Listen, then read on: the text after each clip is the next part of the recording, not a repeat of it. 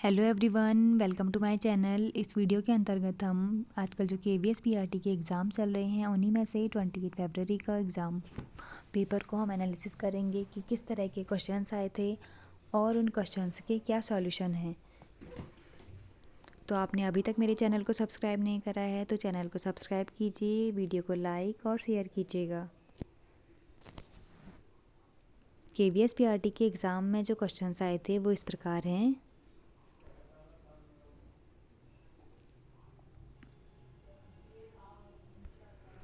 स्वतंत्रता की ओर चलो के रचनाकार कौन हैं? हमें बताना था कि स्वतंत्रता की ओर चलो के रचनाकार कौन हैं, तो वो हैं Subhadra Sen Gupta. Next question UPI से रिलेटेड था, जो कि कंप्यूटर में आया था। हमें फुल फॉर्म बतानी थी। फुल फॉर्म ऑफ यूपीआई की फुल फॉर्म होती है unified payment interface. Next question Hindi में आया था। ये क्वेश्चन बहुत शिफ्ट में ये क्वेश्चन रिपीट हो चुका है। पक्षी का पर्यायवाची क्या नहीं है? हमें 4 ऑप्शन दिए गए थे, जिसमें से कि 3 ऑप्शन करेक्ट थे, यानी कि वो ऑप्शन ऐसे थे जो कि पक्षी के पर्यायवाची हैं, लेकिन हमें वो ऑप्शन को सिलेक्ट करना था जो कि पक्षी का पर्यायवाची नहीं है। तो हम यहाँ पर जानते हैं कि क्या क्या पक्षी के पर्यायवाची हैं। जब हमें ये पता होगा कि पक्षी के कौन कौन से पर्यायवाची होते हैं, तो हम ये इजीली बता सकते हैं कि कौन सा पक्षी का पर्यायवाची नहीं है। तो पक्षी के पर्यायवाची होते हैं खग, विहग, परिंदा। नेक्स्ट क्वेश्चन इंग्लिश में आया था सिनोनिम ऑफ ड्रेथ। हमें ड्रेथ का सिनोनिम बताना था, जो कि होता है absence और डेफिशिएंसी। नेक्स्ट क्वेश्चन है, यहाँ पर आया था कि बिट्टू की रचयिता कौन है। ये थोड़ा यहाँ पर मिसप्रिंट हो गया, बिट हो गया, बट यहाँ पर बिट्टू था। बिट्टू के रचयिता कौन हैं? तो बिट्टू के रचयिता हैं विष्णु शर्मा। नेक्स्ट क्वेश्चन था CDP में ये प्रश्न आया था कि समावेशी शिक्षा का क्या अर्थ होता है। समावेशी शिक्षा, जिसको कि कहते हैं इंक्लूसिव एजुकेशन, सभी प्रकार के बच्चों को एक साथ दी जाने वाली शिक्षा को समावेशी शिक्षा कहते हैं। यानी कि जिस एजुकेशन में हम नॉर्मल स्टूडेंट्स और स्पेशल चाइल्ड को दोनों को एक साथ एजुकेशन देते हैं, उसको कहते हैं समावेशी शिक्षा, यानी कि inclusive education. Next question CDP में था कि तुरंग का क्या मतलब है। तुरंग शब्द का हमें अर्थ बताना था, तो तुरंग का शब्द का मतलब है जंगल। नेक्स्ट क्वेश्चन जो कि करंट अफेयर से था, इटली के नए PM कौन बने हैं। तो इटली के नए PM हैं जी मेलोनी। जी मेलोनी का फुल फॉर्म है जॉर्जिया मेलोनी।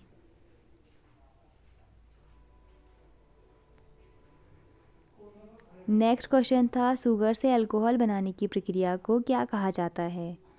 शुगर से अल्कोहल बनाने की प्रक्रिया को कहा जाता है फर्मेंटेशन। नेक्स्ट क्वेश्चन CDP में ही आया था, डिस्प्रैक्सिया क्या है। डिस्प्रैक्सिया शारीरिक गतिविधि और विकार संबंधी समस्या को कहते हैं। अगला प्रश्न ये CDP में आया था कि ऑपरेशन ब्लैक बोल्ट किसके सुझाव पर आया। जो ऑपरेशन ब्लैक बोल्ट आया है उसका सुझाव किसने दिया था।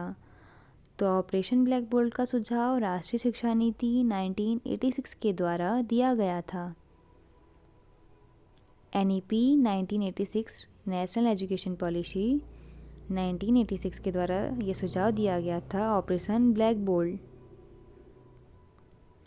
नेक्स्ट क्वेश्चन था मैथ्स में आया था, गणितीय संबंधी विकार कौन सा है। CDP में आया था कि गणितीय संबंधी विकार कौन सा है। तो हमें ऑप्शन दिए गए थे 3, जिसमें कि अलग अलग, जैसे कि इस तरह के ऑप्शन थे डिसकैल्कुलिया, डिस्प्रैक्सिया, डिसलेक्सिया। तो हमें बताना था उसमें से चूज़ करके कि इनमें से कौन सा ऐसा विकार है जो कि गणितीय संबंधी विकार है। तो वो होता है डिसकैल्कुलिया, यानी कि यहाँ पर कैलकुलेशन से रिलेटेड प्रॉब्लम्स आती हैं।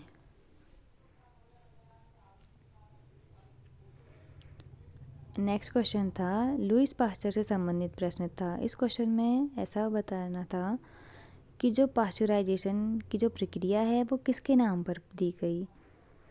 पास्चराइजेशन जो टर्म दिया गया वो किसके नाम पे दिया गया, तो वो दिया गया था लुईस पास्चर के नाम पे। ऑटिज्म से प्रश्न था, यानी कि सीडीपी में ऑटिज्म से भी प्रश्न आया था।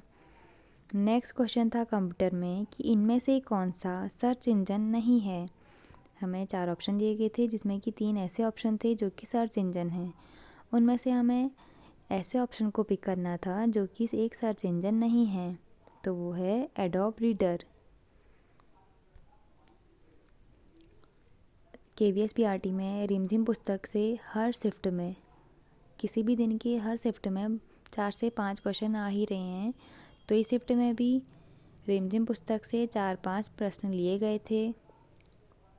हिंदी में स्त्रीलिंग और पुल्लिंग से प्रश्न थे, यानी कि कुछ शब्द दिया गया था जिसका हमने स्त्रीलिंग या हमने उसका पुल्लिंग शब्द बताना था। अब नेक्स्ट क्वेश्चन था कि अम्ल वर्षा में कौन सा अम्ल होता है। तो अम्ल वर्षा में यानी कि एसिड रेन में कौन सा एसिड प्रेजेंट होता है, तो वो होता है नाइट्रस अम्ल।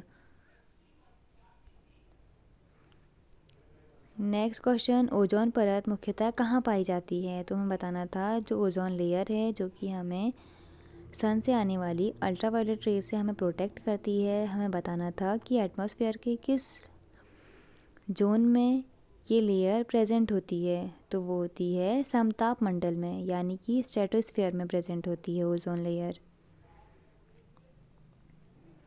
नेक्स्ट क्वेश्चन था सीडीपी में बाल अपराधी बालक कौन होते हैं।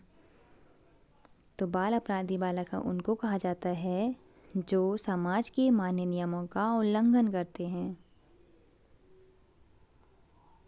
एक प्रश्न कारक और समास से भी लिया गया था। हिंदी में कुछ वाक्य दिया गया था जिसमें हमें कारक बताना था और कुछ शब्द था जिसका हमें समास बताना था कि इसमें कौन सा समास प्रेजेंट होता है, कौन सा समास होता है।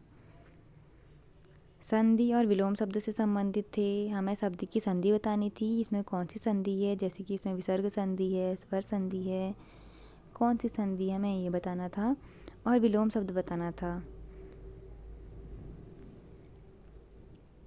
कंप्यूटर में ब्लूटूथ से भी प्रश्न आया था कि ब्लूटूथ किस नेटवर्क पर कार्य करता है। तो ब्लूटूथ पैन नेटवर्क पर काम करता है। पैन की फुल फॉर्म होती है पर्सनल एरिया नेटवर्क।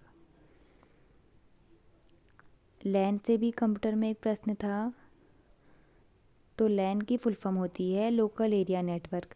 लैन से ये प्रश्न था कि 10 प्रिंटर को नेटवर्क से जोड़ने के लिए हम किस नेटवर्क का प्रयोग करेंगे, यानी ये सारे जो प्रिंटर हैं वो एक ही बिल्डिंग में हैं, तो ऐसे में हम 10 प्रिंटर को जोड़ने के लिए किस नेटवर्क का प्रयोग करेंगे, तो हम करेंगे लोकल एरिया नेटवर्क का प्रयोग। इनपुट आउटपुट से क्वेश्चन हर शिफ्ट में देखे गए थे, तो इसमें भी एक प्रश्न था जो कि था कि स्विच से रिलेटेड कुछ प्रश्न था जिसमें कि हमें बताना था कि इनपुट या आउटपुट डिवाइस क्या है ये।